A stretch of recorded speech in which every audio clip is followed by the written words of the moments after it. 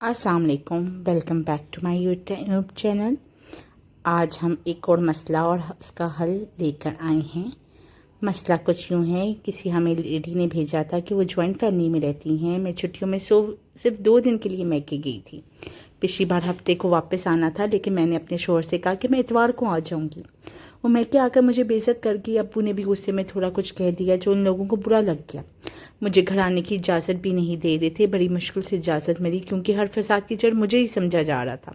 ससुर ताने देते हैं, बेइज्जती करते हैं, शोहर कमरे में नहीं सोते, बच्चों को मारा जाता है क्योंकि हमारी कोई कदर ही नहीं है। खैर, मैं अब वापस घर आ गई हूँ। अब शोहर का मूड भी ख़राब है और कह रहे हैं कि अब तुम अपने अब्बू के घर नहीं जाओगी, ना वहाँ से कोई आएगा। उनके नज़दीक असल फसाद मैं और मेरा बाप है। समझ नहीं आता क्या करूँ, कैसे अपनी मोहब्बत इस शख्स के दिल में डालूँ।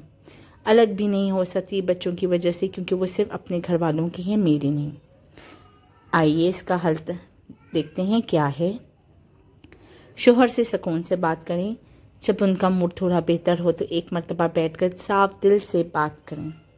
जज्बाती अंदाज से नहीं, बल्कि समझाने वाले लहजे में बताएं कि आपने कोई गलती जानबूझकर नहीं की और आप सिर्फ रिश्ते को संवारना चाहती हैं। अपने एहसासात का इजहार करें। उन्हें बताएं कि बच्चों की खातिर आप सब कुछ बर्दाश्त कर रही हैं, लेकिन आपको भी मोहब्बत, इज़्ज़त और अपनायत की ज़रूरत है। हदूद कायम करें। अगर मुमकिन हो तो आहिस्ता आहिस्ता ऐसे मामलात पर नरमी से बात करें जहाँ ससुराल की मुदाखलत आपके रिश्ते को मुतासिर कर रही हो।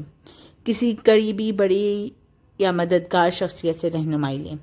अगर शोहर अकेले में बात ना सुने तो किसी ऐसे फ़र्द को दरमियान में लाएं जिसकी वो इज़्ज़त करते हों, जैसे कोई बड़ा भाई या ख़ानदान का काबिल एतमाद फ़र्द। अपने आप को मजबूत बनाएं। जज्बाती तौर पर ख़ुद को मजबूत करने की कोशिश करें। अगर रिश्ता बेहतर ना भी हो तब भी आपको अपने बच्चों के लिए हौसला रखना है। उम्मीद करते हैं कि आपको हमारा हल पसंद आया होगा।